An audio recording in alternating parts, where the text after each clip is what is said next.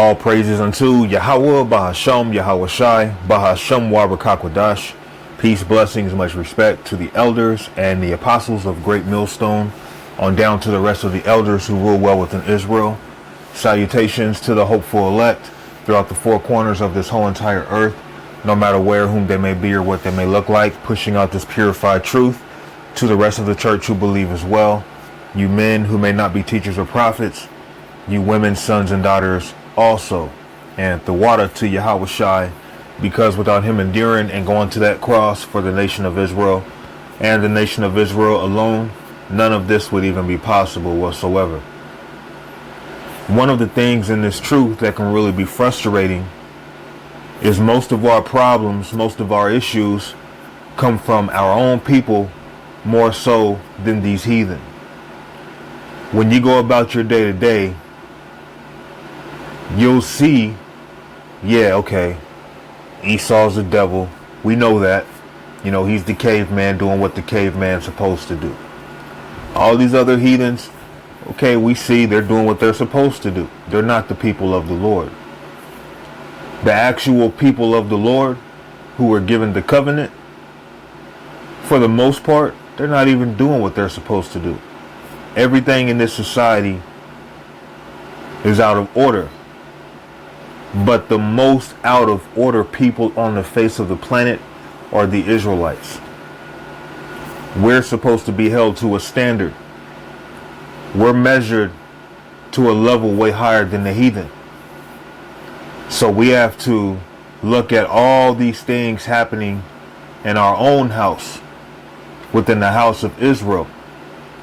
As much as we get on Esau and the rest of these nations, that does not justify our people have done so much wickedness to this day, and they keep doing so much wickedness to where they make the heathen look like they're righteous. That's how far gone our people have went to. So let's go to the book of Jeremiah chapter 4 and 22. Let's jump back to 21. How long shall I see the standard and hear the sound of the trumpet? For my people is foolish, they have not known me. They are sottish children, and they have none understanding. They are wise to do evil, but to do good they have no knowledge. So to not have any knowledge to do good, but to have knowledge to do evil, that's really not knowledge.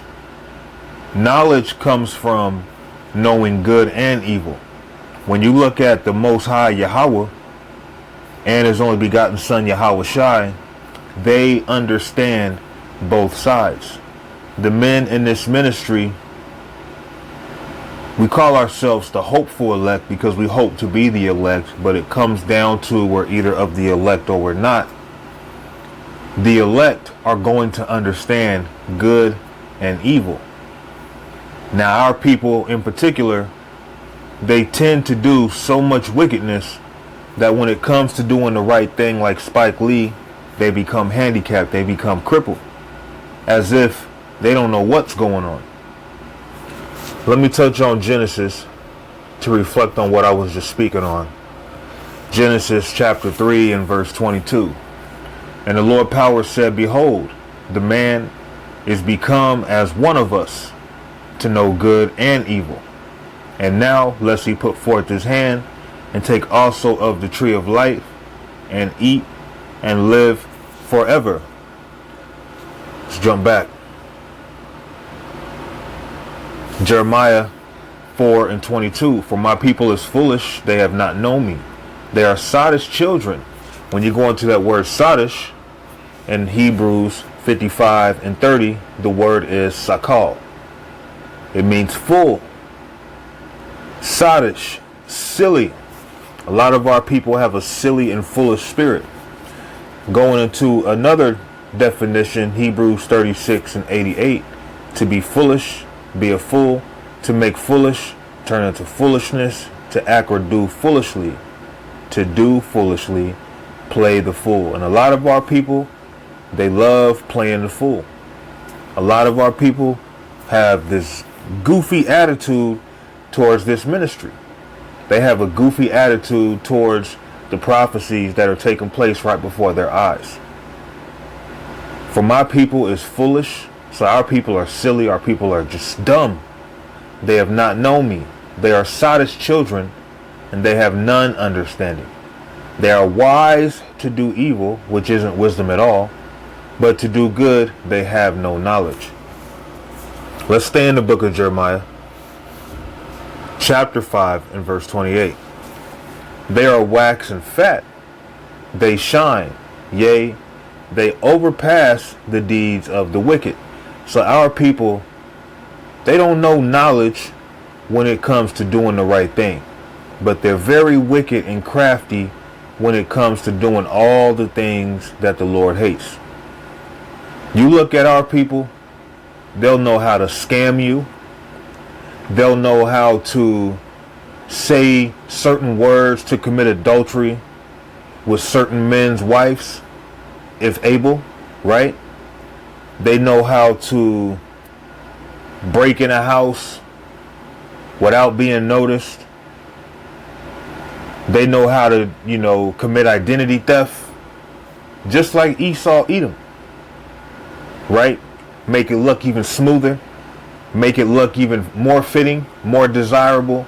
Because one thing about Israel, we have the ability to make things look good even when they're bad. Let's read this again. Jeremiah 5 and 28. They are waxen fat, they shine. And it's funny because a lot of these rappers, these celebrities of our people, they've waxing pretty fat. They're shining. Certain rappers even say in their songs, yeah, you see me shining. You see my diamonds, you see them shining. You see me shining when I'm on your block. Jake will say things like that, but really it goes back to this. Our people may be doing particularly well in the sight of men, but that's because they've overpassed the deeds of the wicked. They've been bribed, and now they're being used as tools to bribe our people to stay in darkness. And as long as they feel they're getting the bag, as you will call it, the Judas purse, they don't really feel the need to repent. They don't really feel any need to forsake their ways. They are waxen fat, they shine. Yea, they overpass the deeds of the wicked. We understand, according to the Bible, the wicked is Esau, Edom. We get on Esau all the time. But you know what? A lot of our women have overpassed the deeds of the Edomite women. A lot of our men have overpassed the deeds of these wicked Edomite men. So when you look at it, when you look at our people as a whole, outside of those who are in this truth, who believe, our people are too far gone. For the majority, there's no real hope or saving them. You can't come into this truth with the mentality of, well, see, it's all about Israel, so as long as you're an Israelite, I'll open up my arms to you and trust you. This ministry, it teaches you a lot. And being in this ministry, we're like fishermen. And the net that we're using, not just the internet, this word is likened unto a net. The net that we're using, it draws or brings forth an innumerable amount of good and unwanted fish. And for the majority, they are unwanted. They're not right. They're wicked in their mind, and it shows through their action. When you touch on the book of Ezekiel, chapter 5 and verse 5, it says this: Thus saith the Lord power, this is Jerusalem. I have set it in the midst of the nations and countries that are round about her. So our people are scattered, and we're in the midst of all these different heathen who we've been scattered amongst. Okay? And she hath changed my judgments into wickedness. So this isn't speaking of Esau, Edom right here. This is speaking of our people.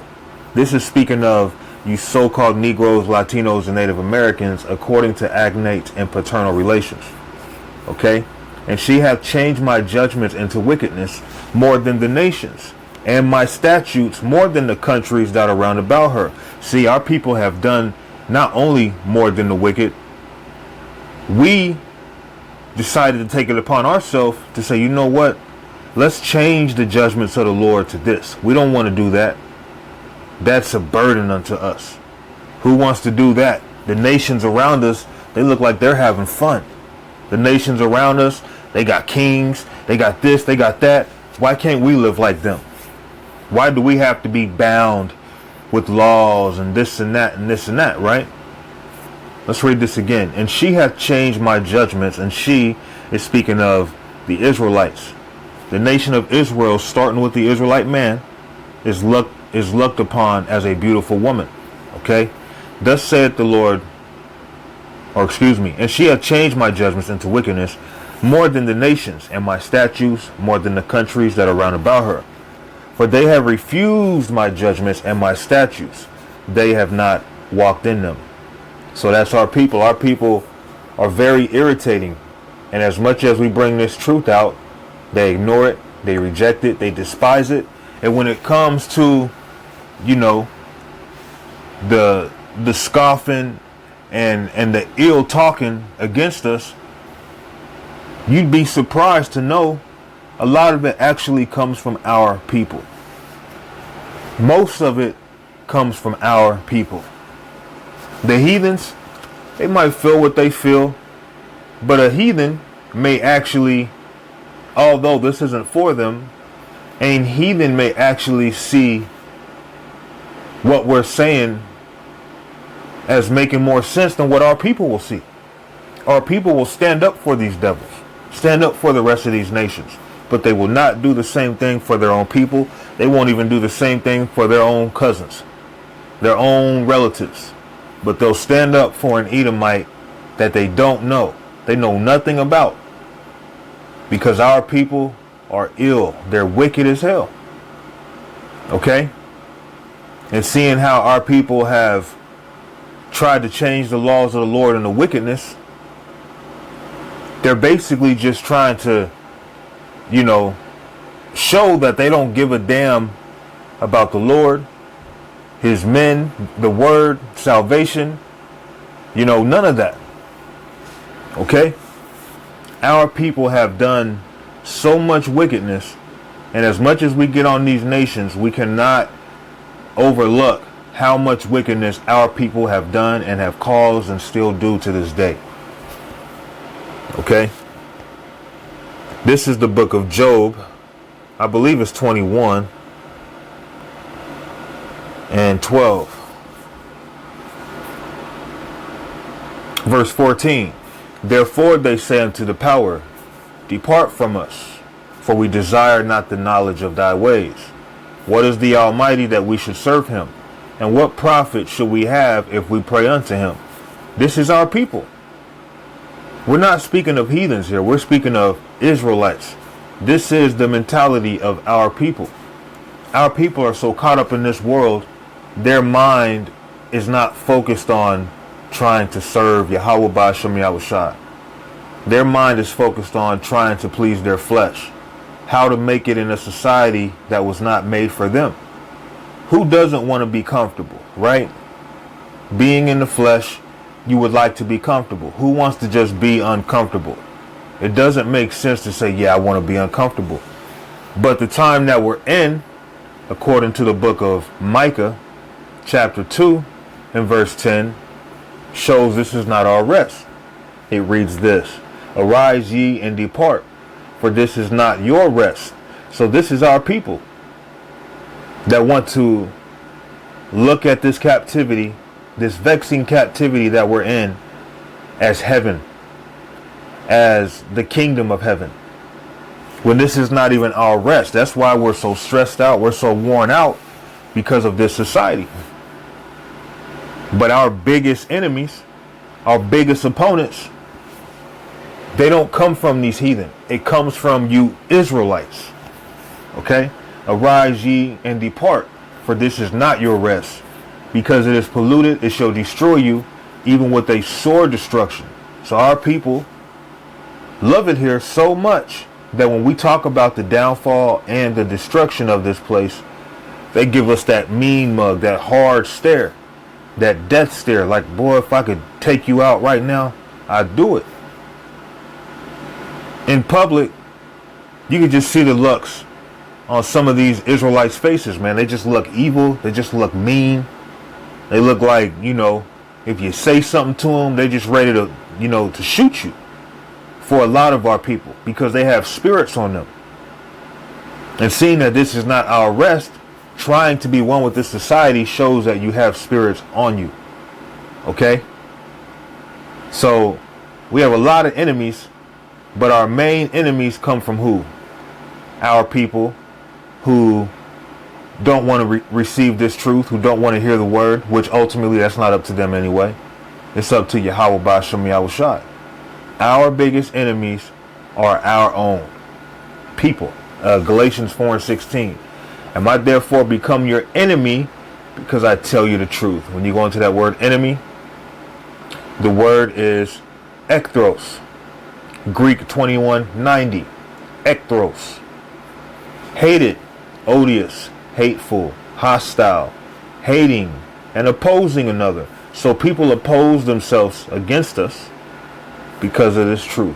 They become hostile towards us because of this truth, okay?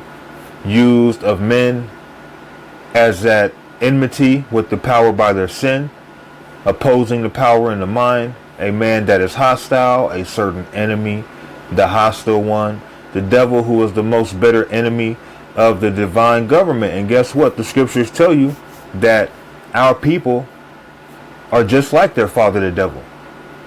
So to be like your father, the devil, you're an enemy unto us. You're an adversary. You're hostile. You're aggressive towards us because we're speaking this truth.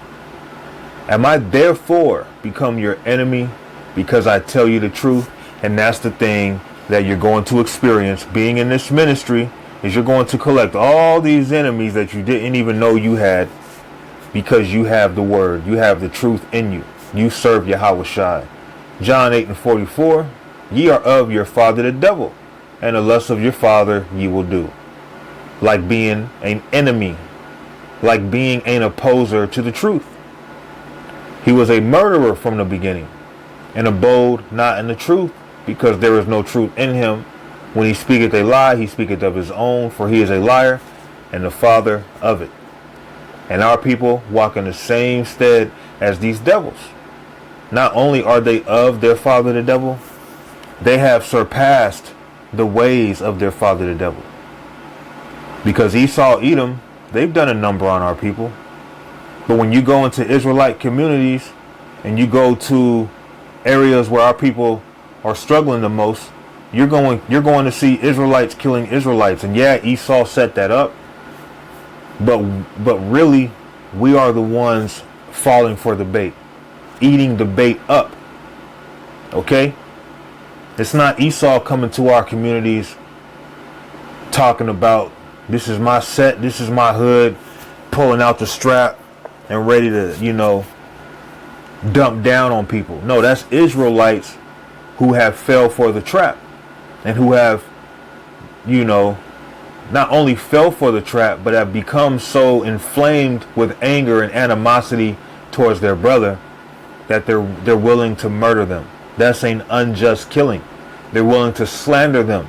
They're willing to have sex with another man's wife because of the hatred for him. Hell, an Israelite will tell you they have all this love for you. Oh, you my brother, you my mans. We go back, and that same guy has been trying to plot on how to break in your house, how to break in your wife, right? How to break in your reputation. This is what you have to look out for. Okay? That's why the true, sincere men in this truth, highly, highly, highly valuable. Okay? But all you wicked Israelites, you're depreciating by the day, and your day is coming. Your day of judgment is near. So I'm going to go on ahead and wrap it up. I would make it longer, but I got to get my ass ready for this job. So I'm going to go on ahead and give all thanks and praises unto our power, Yahweh, Bahasham Yahweh Shai, Bahasham Warakakwadah, Shalom.